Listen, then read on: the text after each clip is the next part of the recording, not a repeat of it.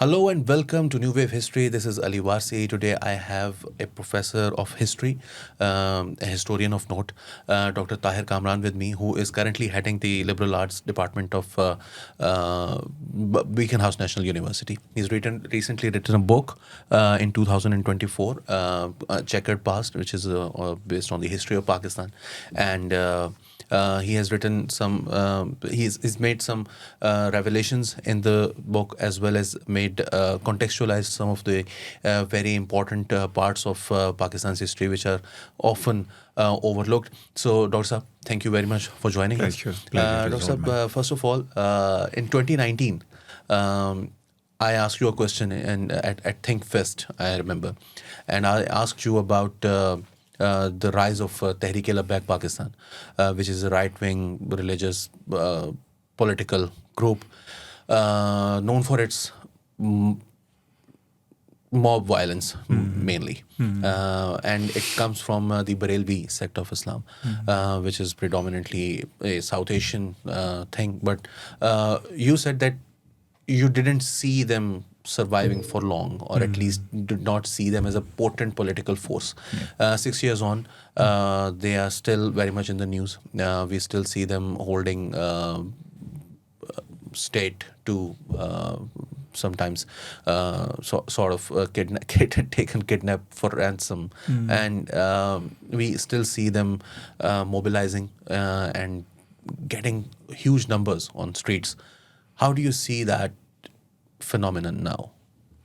Well, I think that this politics of agitation is not in consonance with the Braillevi ideology, because Braillevi ideology stems from the shrine culture, which emphasizes on mutual harmony instead of contestation. This style of politics that they emulated, it was peculiar to Majlis-e-Ihrar. Majlis-e-Ihrar was a very potent force from 1929 onwards, and in Punjab. They, in fact, broke the ice because Muslim League as well as Indian National Congress didn't have much of a traction in the Punjab.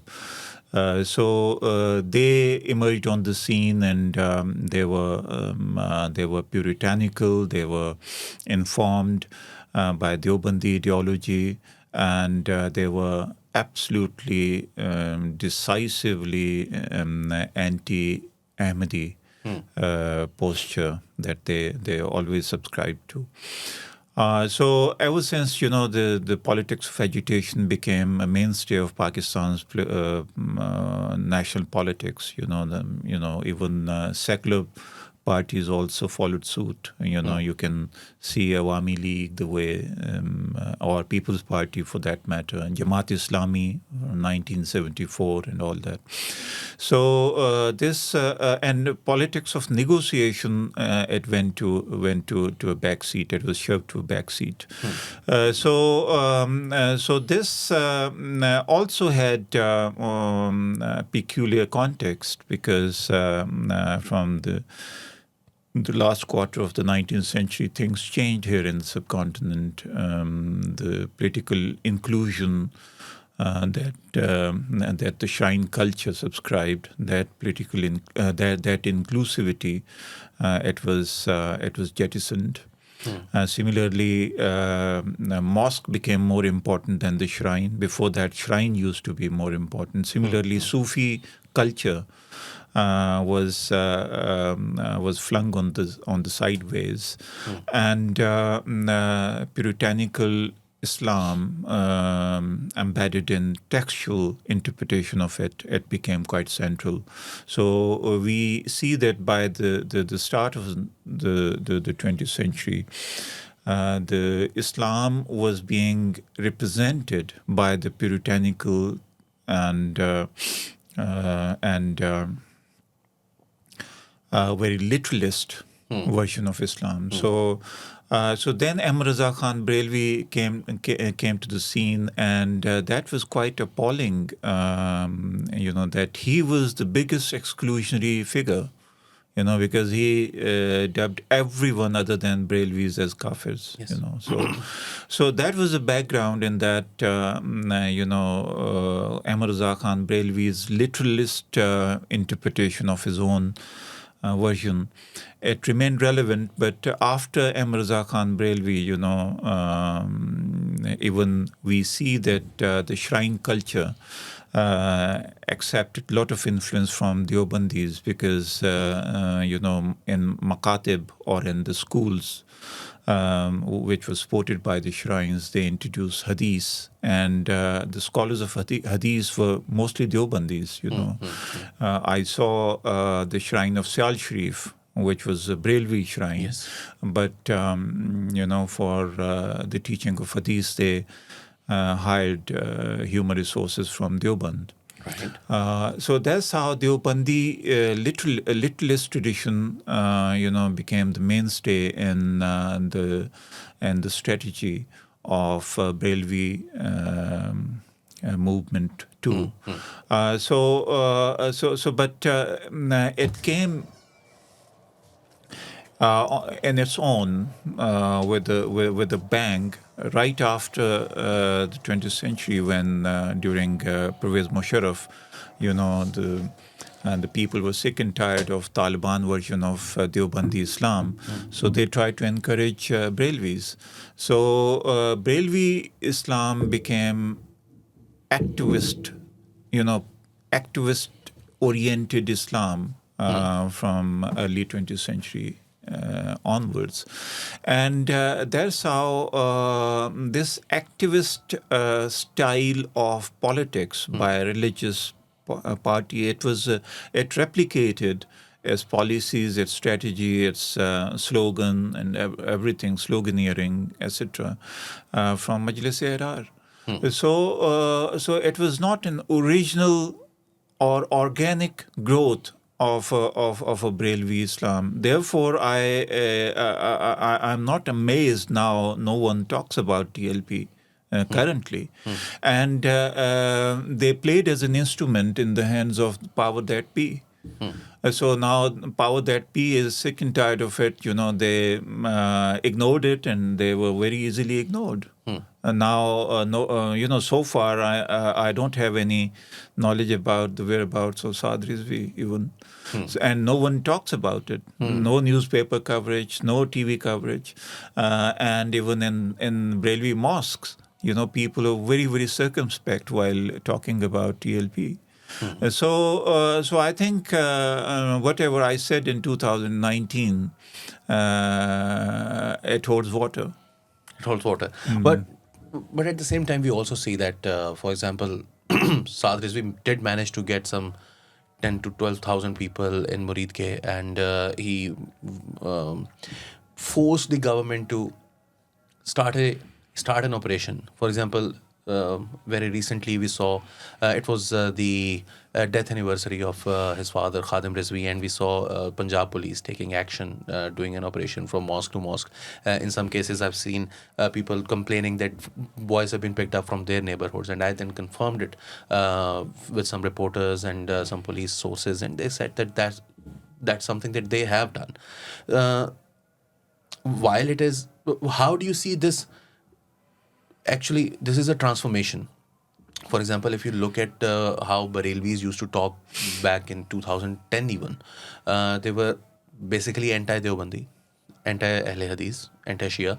They would never talk about, blasphemy was a major concern for them, but they did not have those kind of international or global aspirations. They wouldn't go to Holland to kill someone or target some newspaper office in Paris, but they also have seem to have become more internationalized, more globalized, more as Ilan Pape says, that if you give someone education, you give someone resources, they will have some kind of political awareness as well. And this is a transformation. They have become there is an Urdu term, I don't know if there is an English term for this, the Swat-e-Azam. They're the biggest group, political sectarian group in Pakistan, and they seem to have transcended those divides. And I see many Deobandi, Ahle Hadith people who sort of subscribe to the same ideology now. Yes, well, this Khatm-e-Nabuwwat thing, it started coming into its own. It became quite resonant from 1930s onwards, when Allama Iqbal produced a rejoinder to an article written by Jawaharlal Nehru, in which he said that there are three postulates, and those postulates are very important if someone can be defined as Muslim, as the divinity of Quran, as unity of God, and its finality of prophethood. Yes. So finality of prophethood then became the central postulate or principle that determined someone as a Muslim or not, Yes. from 1949 onwards, when Majlis-e-Tahaffuz Khatm-e-Nabuwwat was formed. So ever since, this centrality of prophethood or finality of prophethood, it became very, very important. And the association of Brailwis with Rasulullah has been unequivocal, right from the very beginning, because Noor-e Muhammadi and all such ideas, they were inherent to Brailwi ideology.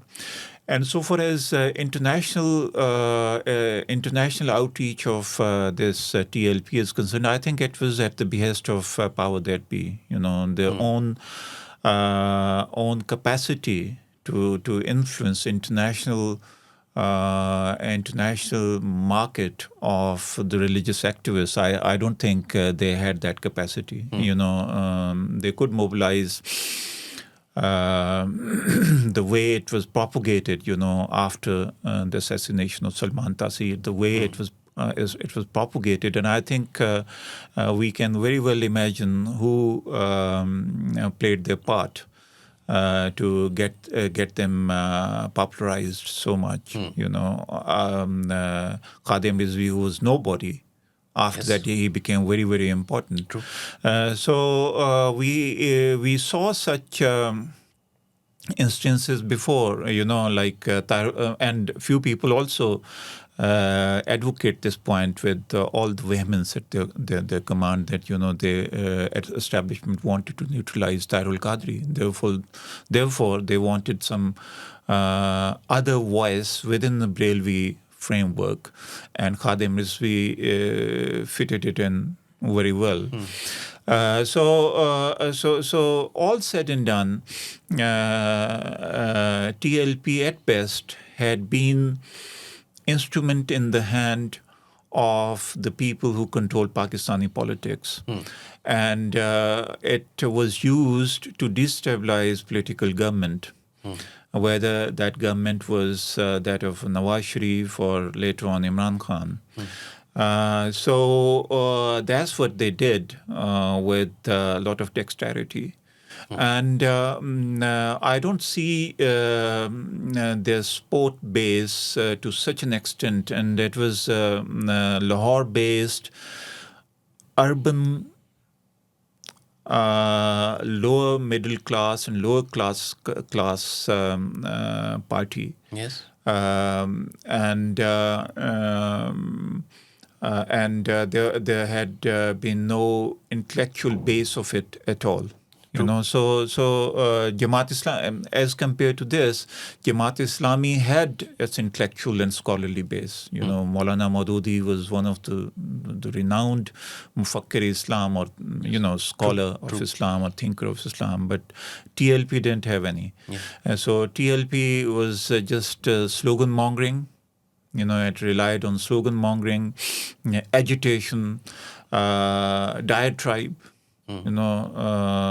Mocking others, and it was all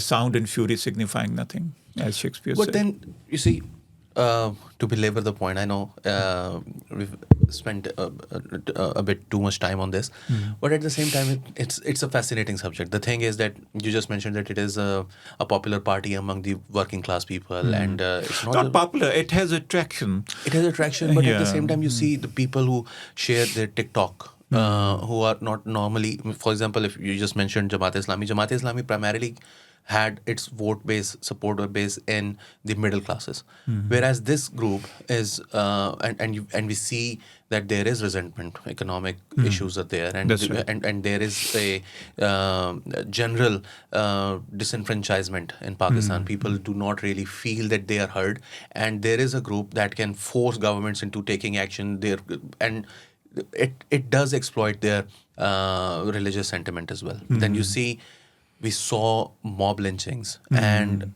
this has it has reduced the space for serious debate in the country. For example, we see engineer Muhammad Ali Mirza. He is currently in jail because he had threats from Tehreek-e-Labbaik Pakistan, and they have in fact done some damage to him in the past. So,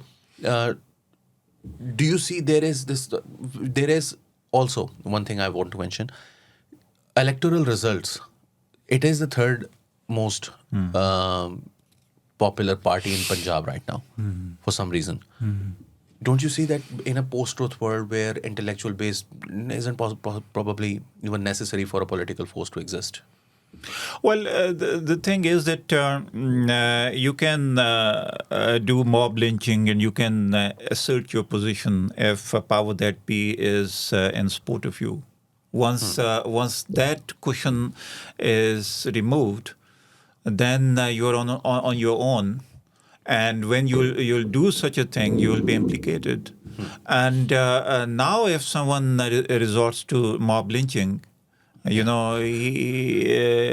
think he will have to face the music.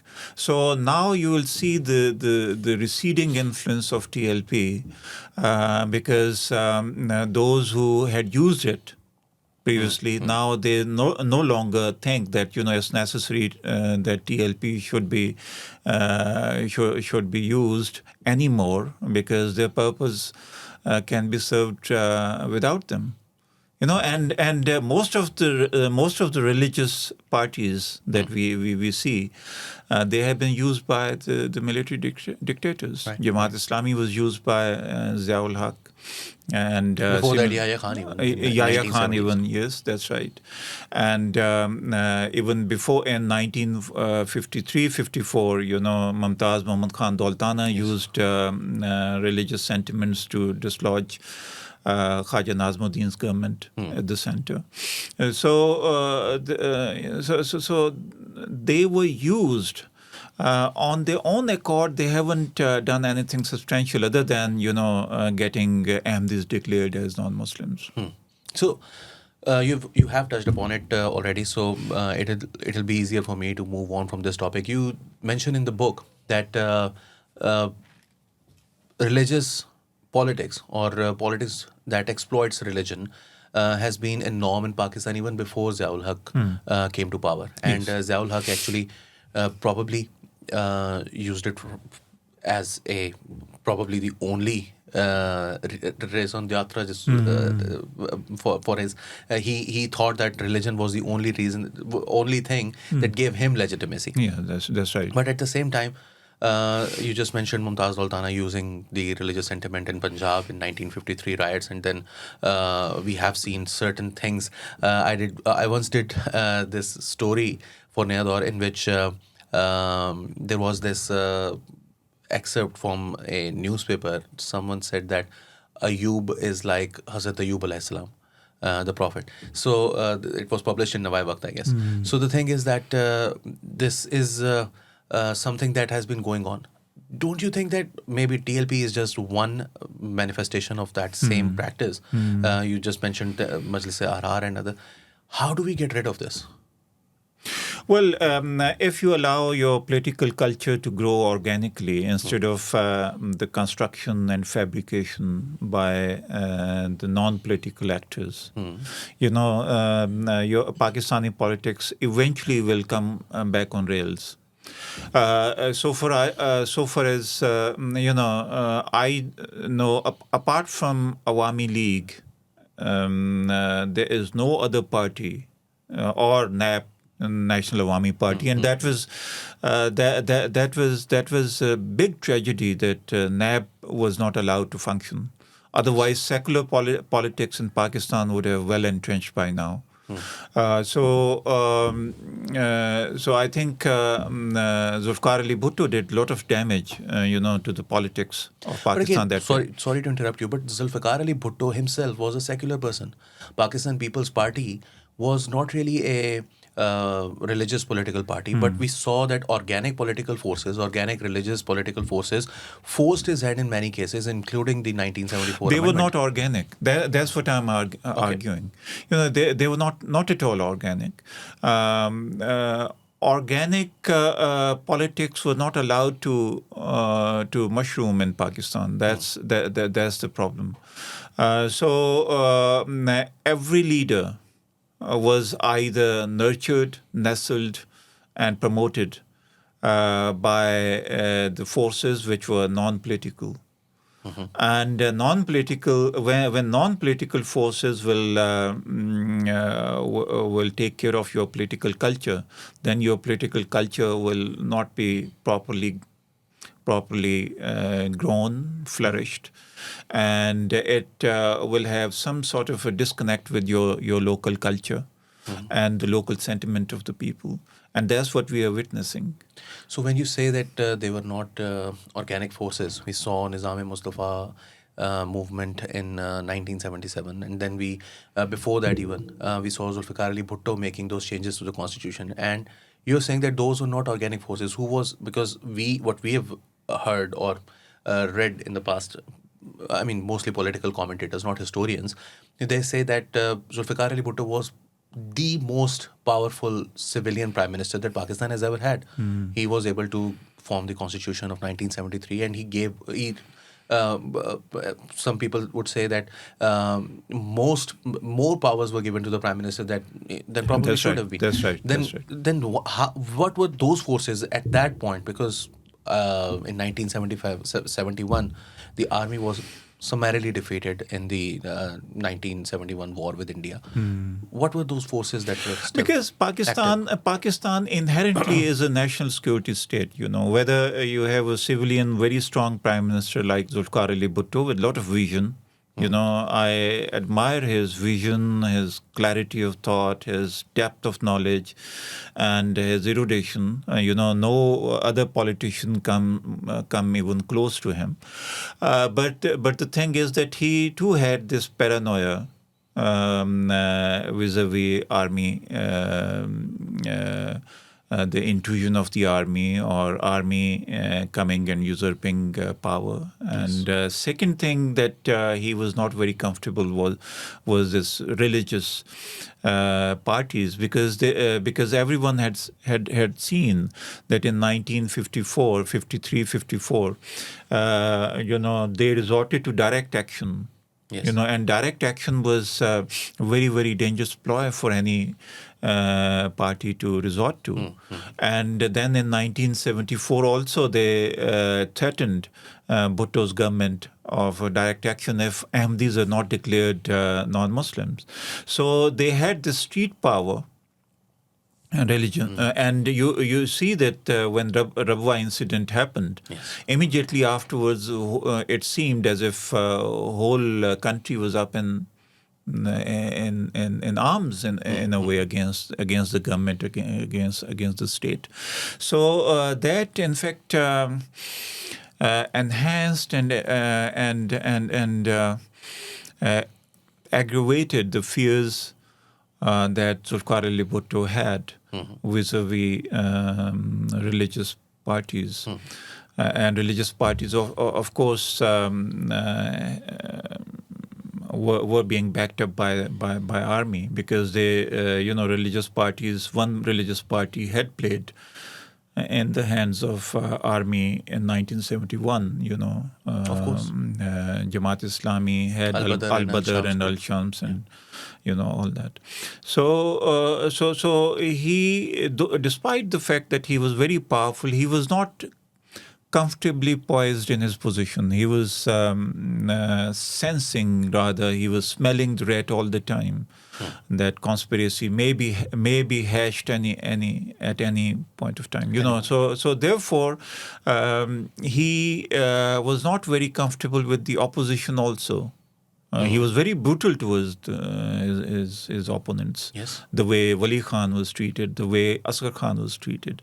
If he would have treated them well, I think Pakistan could be on a course of having a robust democracy, of a secular stripe. So it was a very small interlude, having not a very strong context or the background. And even in the contemporary period, the secular forces were always being threatened by the religious activism. So that happened all the time. Yeah. And the narrative vis-a-vis religious forces, the secular narrative, couldn't hold its own against religious narrative. Religious narrative was very like, Urdu Digest, Qaumi Digest, and the books of Naseem Hijazi, and the books, in Urdu written on the religious subjects. Very few could counter that narrative. True. And those efforts also did not fructify into something, mature thought pattern, and that could substantiate the secular point of view. Since you mentioned the secular point of view, there is another contradiction that Pakistan faces ever since it's come into being. We've seen this one unit in 1950s, then we saw Bengal becoming Bangladesh. Then we saw the 1973 constitution, which was a step in the right direction. But immediately after, in a few months' time, Zulfikar Ali Bhutto toppled the National Awami Party governments in Khyber Pakhtunkhwa and Balochistan, and then the government started an operation in Balochistan against these people. And these were secular forces. They had leftist leanings. And Zulfikar Ali Bhutto, you just mentioned it is a security state. And today even we see, even though the political ideologies of Pakistan Tehreek-e-Insaf or Pakistan Muslim League Noon do not really differ much, but at the same time we see that there is this provincial element. Political parties have become these small units operating in small units in silos, and there are one government in one province is threatening the center, the other province is saying that we are going to defend the center. So how do you see this provincialism playing out in historically and currently as well? I think that's much manufactured than anything else, because the centrist power does not want any political entity to play a role that of a representative of the whole federation. I remember in 1988, People's Party had won seats from all provinces as well as all parts of Pakistan. Yes. But then we see that, through machination, through conspiracies, it was reduced to a Sindh. Sindh-only party. So that suits the people who are decision makers and who are non-political yet very, very powerful. That political forces should be divided and it should exist in shreds instead of, they should have one holistic presence in the country. That they think is a threat for them. And so far as this that Tehreek-e-Insaf and People's Party, People's Party as well as Muslim League Noon, I think one thing that people are not realizing that PMLN and People's Party have lost credibility, and now the symbol of resistance is somebody, whom even your TV channel does not subscribe to. And Raza Rumi is quite against him, Imran Khan. He is not succumbing to the pressure. So far as we know, he is giving them some sort of resistance. Yes.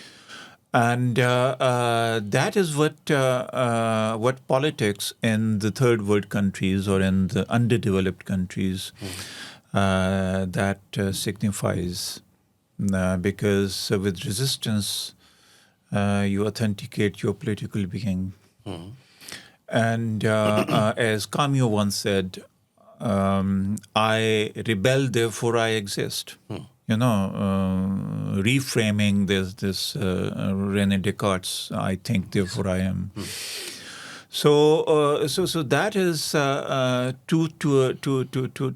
a great extent, because Pakistan is a neo-colonial state, and it's not post-colonial state; it's a neo-colonial state, and neo-colonial structures are to be challenged if you want to have some sort of a support from the local populace.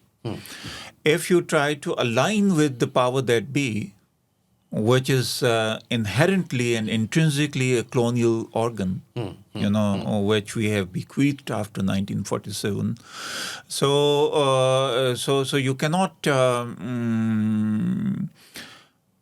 you cannot have much of a support and much of a espousing sentiments from the people.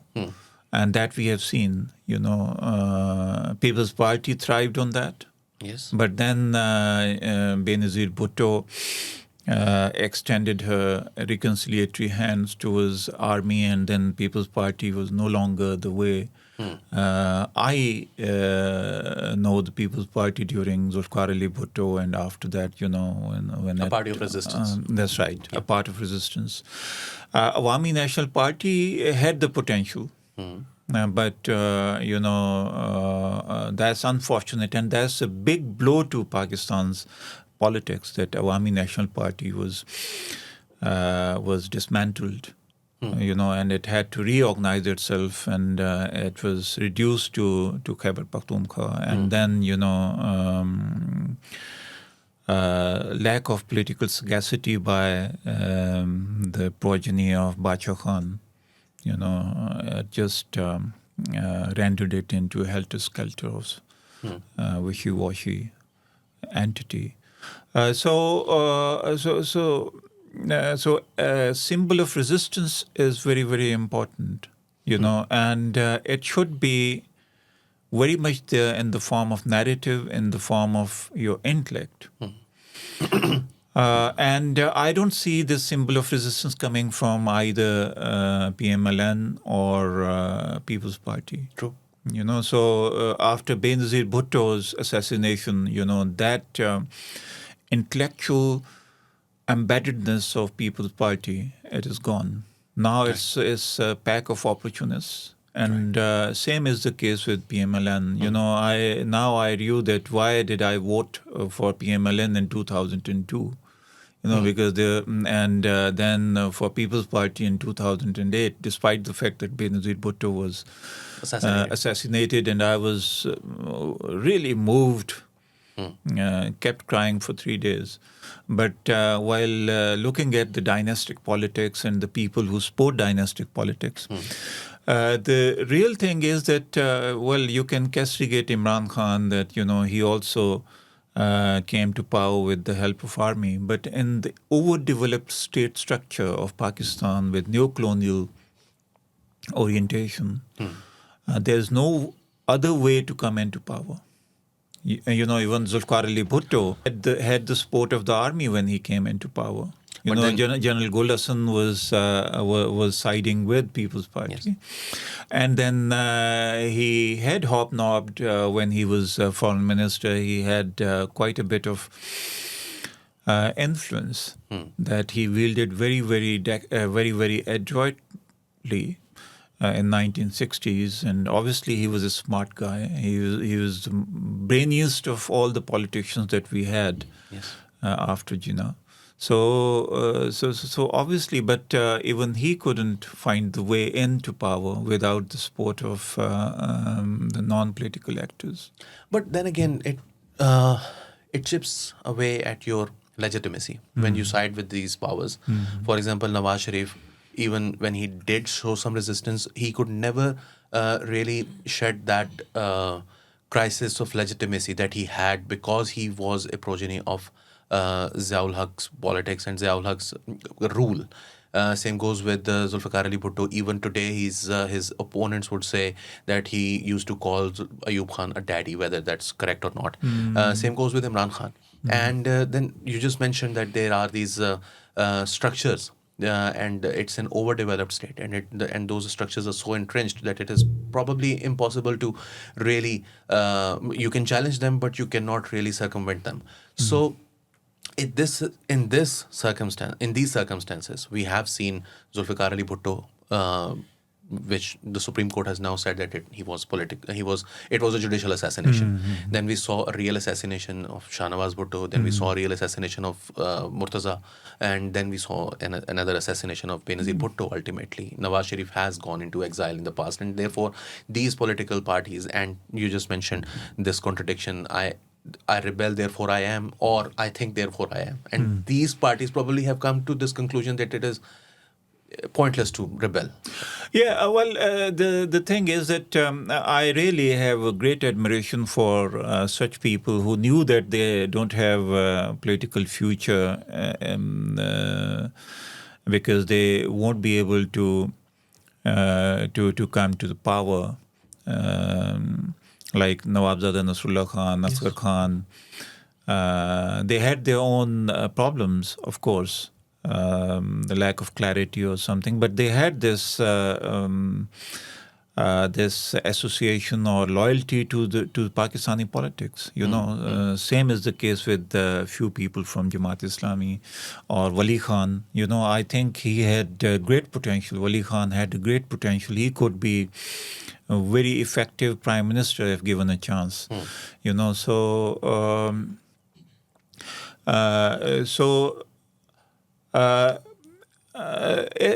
quite strange that when I was just leafing through the magazines of Lalo Nahar, which were once being edited by Sectarian, so I wrote a series of columns on Kisan Conference that was held in Toba-Tek-Singh, and Maulana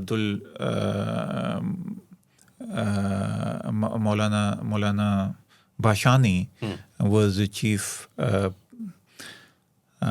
guest or the main speaker or the focal person there in Toba-Tek-Singh. And people from all corners of Pakistan, they congregated there. And this Kisan Conference was an enormous success. But then after 11 months or so, East Pakistan broke away. So that's something really that stunned me. And at one point of time, I thought that the powerful sections in Pakistan might have thought that instead of allowing these proletariats, whether they are from peasants or from the industrial class, allowing them to gather power enough to form a government and come, and they will obviously do wholesale reform, and that did not suit the interests of the powerful sections. Better divide it.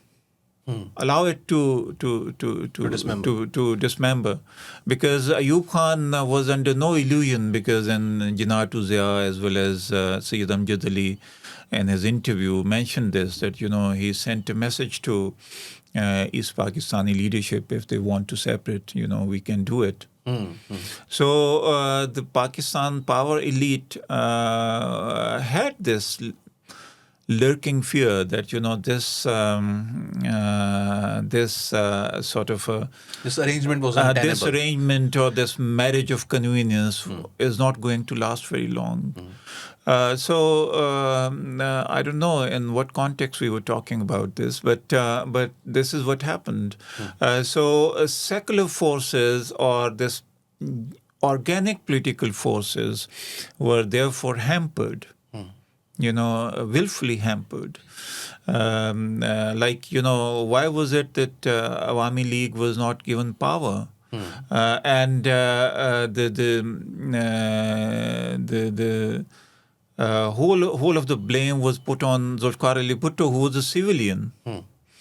Now, a civilian person could not have that sort of a decision-making power in an overdeveloped state structure. True. So, but he was implicated, either to Mudarham, and which was a misnomer to a great one.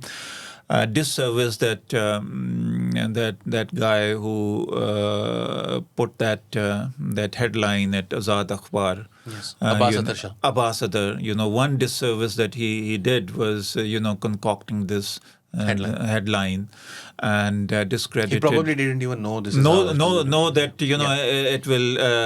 it will have that sort of repercussion. Yeah. So, but I think Zulfikar Ali Bhutto was blamed for that, despite the fact that all major decisions in Pakistan's history has been done by the power that be. I was just when I was doing this book.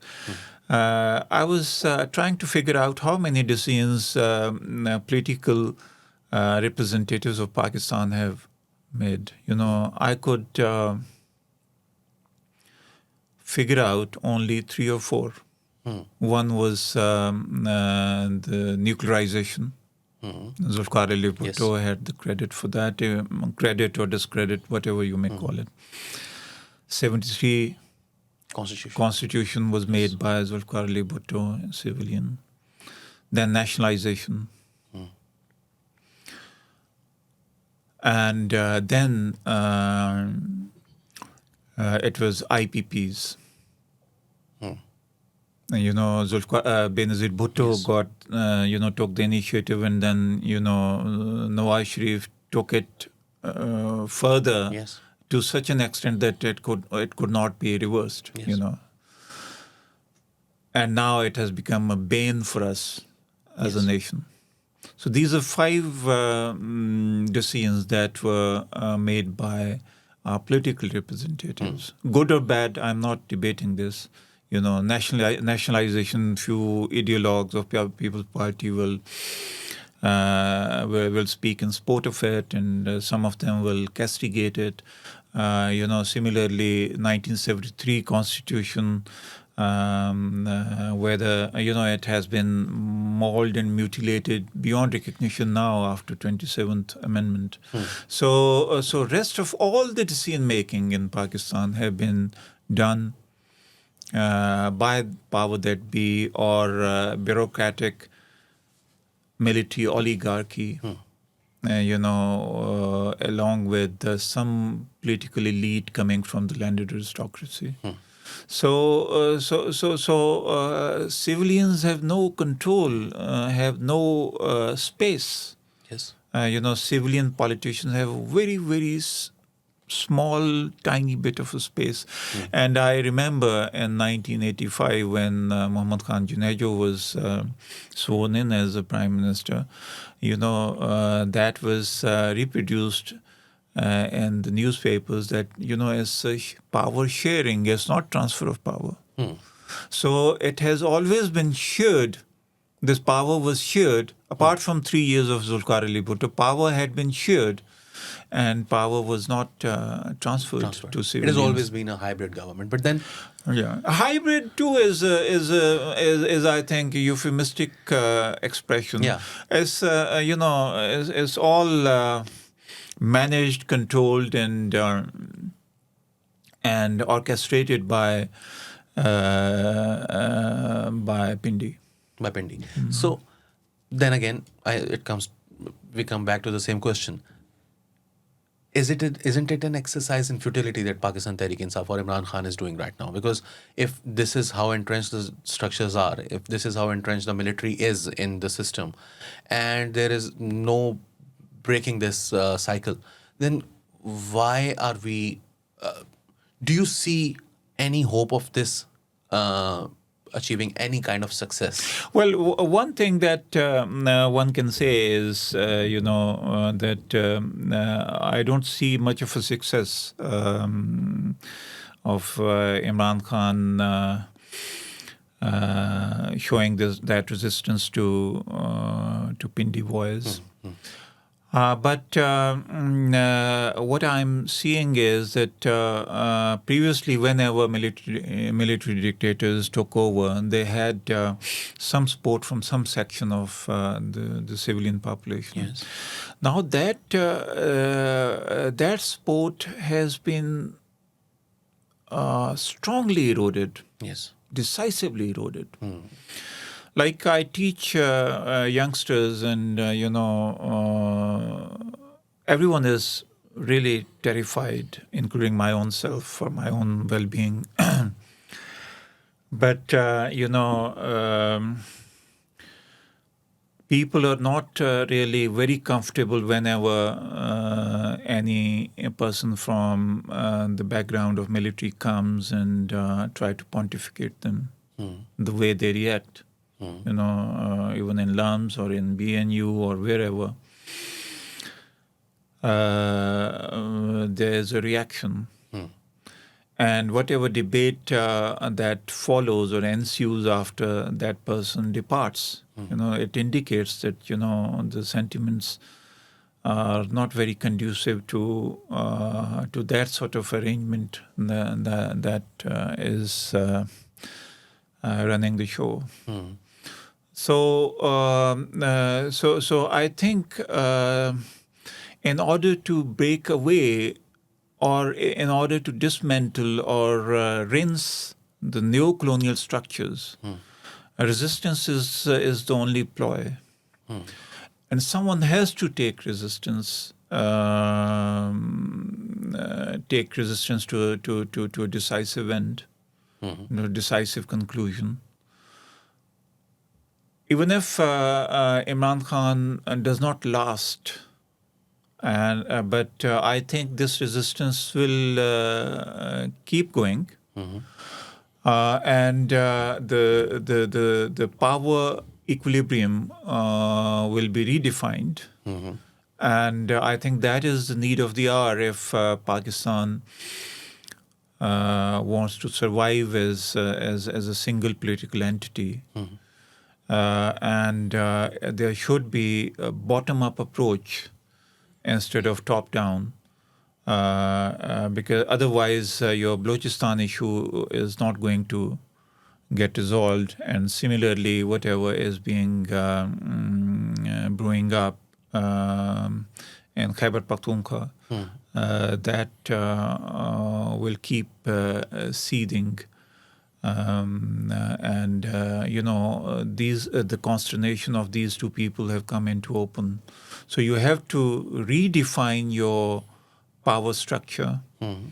You have to just take into account the collective will of the people while making decisions.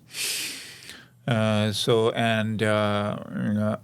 role will have to be redefined, right, in a decisive way, in a drastic way. Otherwise, things will remain the way they are. Pakistan's economy will sap and will eventually it will be from catastrophe to the disaster. and Pakistan's social fabric will be torn apart. It already has been torn apart. And Pakistan's culture will give way to violence because when there is no political will, which is respected by the powerful elite, then obviously violence takes hold of the society.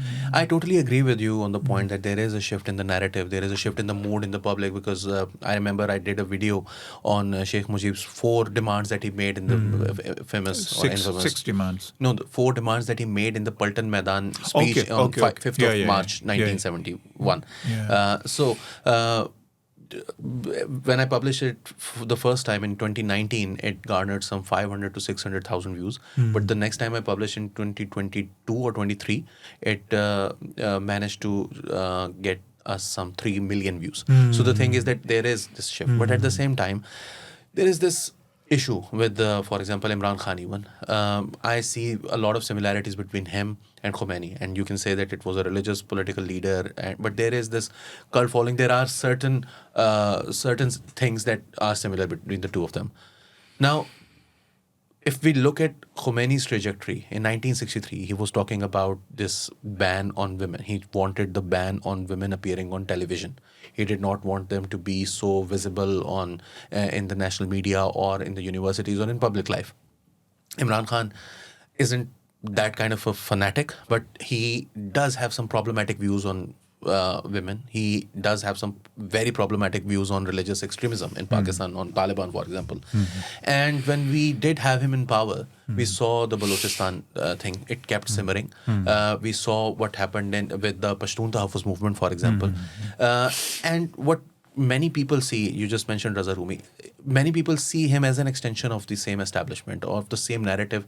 He talks about the when he was in power, we saw Murad Saeed and certain people from his cabinet who actively took on Pashtun Tahaffuz movement, who actively took on people like Maharang Baloch or Baloch separatists, and they see him as a more serious threat to this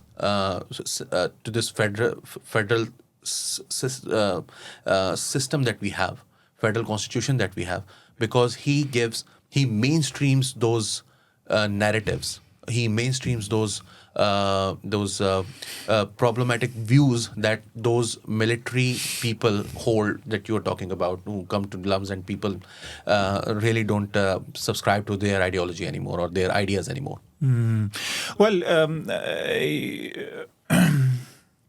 you may be right, about Pashtun Tahaffuz movement. In the hindsight and with my training as a historian, what I see is that the real problem with Pashtun Tahaffuz movement, the real problem Pakistani establishment had with it, not any political force. Neither People's Party nor PMLN nor Tehreek-e-Insaf. And same is the case with Balochistan.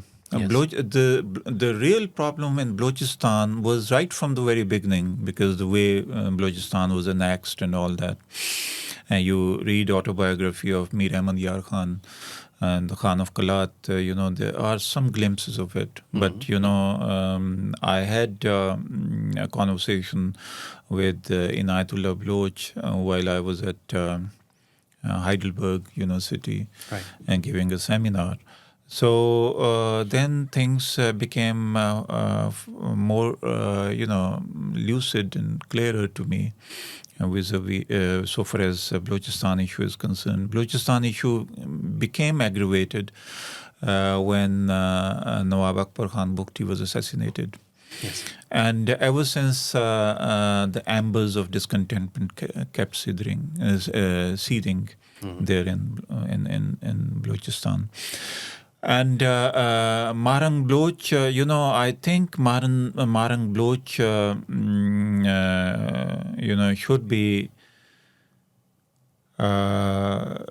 should be released, acquitted, and whatever she says, that should be listened to.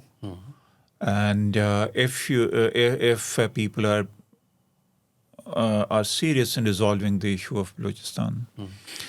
And what wrong was done by Imran Khan and Imran Khan's government was that it played second fiddle to the power that be. Yes. And I think now he should have realized, the role that his party played.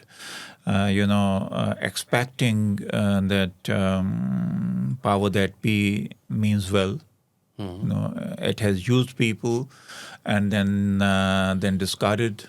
Yes. They have done to so many people before. And Balochistan was controlled by Pakistan Army right from the very beginning. True.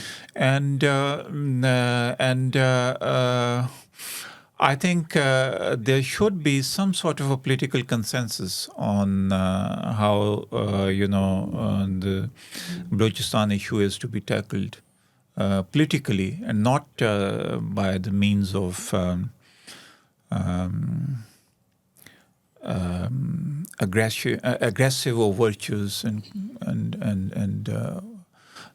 aggressive military strategies. So Pakistan is in the need of politics of negotiation instead of politics of aggression and agitation. Right. That is what we should teach our youth, that politics of negotiation is the best means to scale up your political sensibility that leads to a civilized society. We believe in dialogue. We believe in talking to people, framing a powerful narrative, and then there should be no discrimination.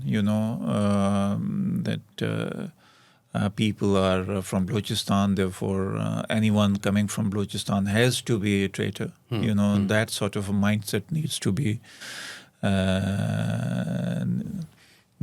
set right. Right. So this brings us to the final question. You just mentioned that we have to teach the youth that there is a possibility that they'd be able to navigate through these structures if they believe and act upon the politics of negotiation instead of politics of agitation and aggression. Because there is politics of agitation, but there is a bigger problem with the politics of aggression, whoever is the perpetrator there. But the thing is, we don't really see the youth,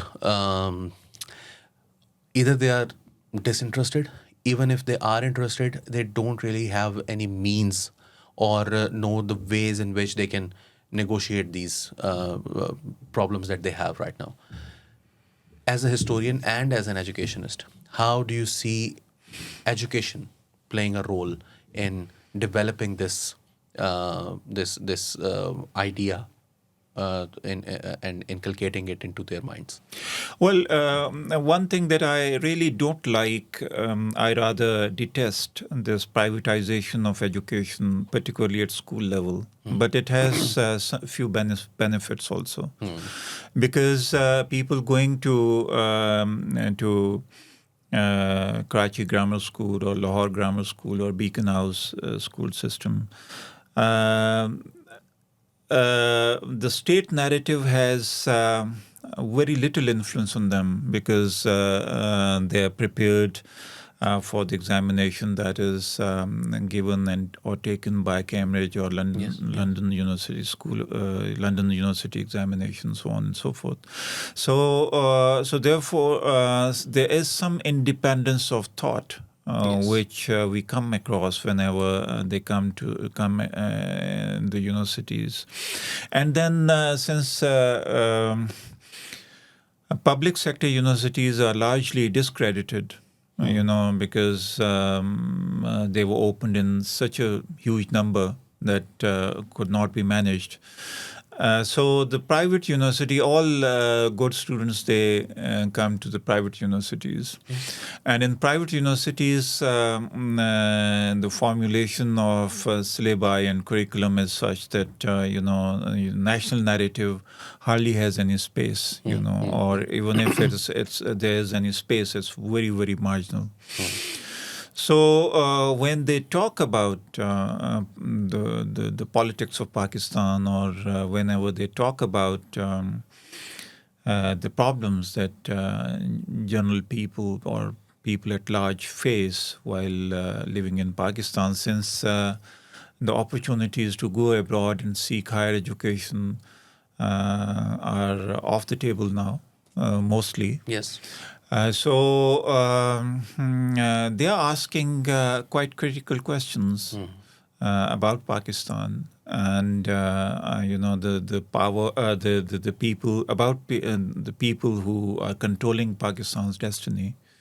So I think the coming generation, which is Generation Z or whatever, it has this vibrancy, which my generation was lacking. They have this timidity of asking difficult questions, and they are talking about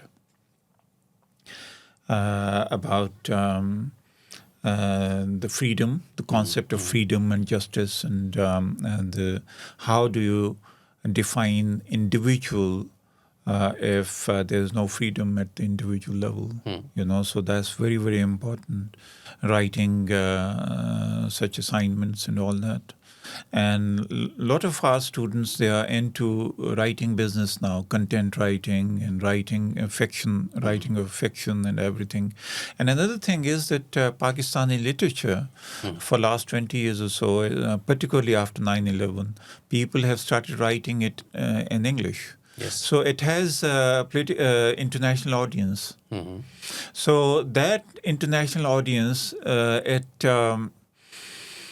has this resonance back at the local people, like Kamila Shamsi or Mohsin Hamid or whosoever writes. So Pakistani literati is being internationalized, and the international norms are being imported, and they are trying to find ways and means how those international norms are to be applied on Pakistan's politics as well as Pakistan's society. Now, like Aurat March, like this harassment. Harassment has become as strong an agency in itself that defies description. So things are changing at certain level, but whether they're changing at some city centers like Karachi, Lahore, and Islamabad, or they're permeating down the line. That is a question worth asking. But I think gradually trickle-down effect will happen, and in 5 years' time, I think not even if earlier, because the changes are coming thick and fast. So I think. Despite the fact that after the passage of 26th Amendment and 27th Amendment, I became quite hopeless. But so far as that generation, which is now at the university level, I think all is not lost. All is not lost. And that's the message that our audience must take from this interview, because this is not about spreading despair or hopelessness. It is about understanding the history of this country, and it is checkered, as that's right. We all know. And your book, Checkered Past and Uncertain Future, basically is about this checkered history. And there is an uncertainty, but because there is uncertainty, we can't be certain that it is all going to be bleak and something that is not good for the nation. We hope that things will improve. Better sense will prevail. Better sense will prevail, or the people of Pakistan will make the people in power to understand what they want and try and do something about it. That's right. Yeah. So thank you, Dr. Saab, for joining us today. This is all for now from New Wave History. Let's see you in a few more days. Thank you.